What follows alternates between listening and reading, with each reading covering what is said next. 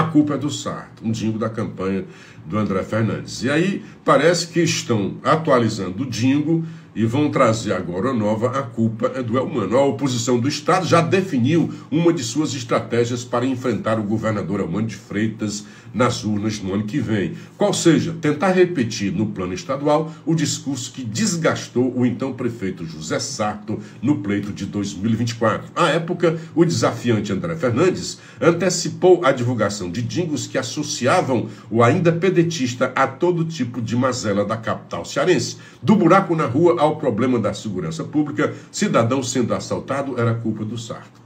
Corta para 2025, agora a culpa é do Elmano.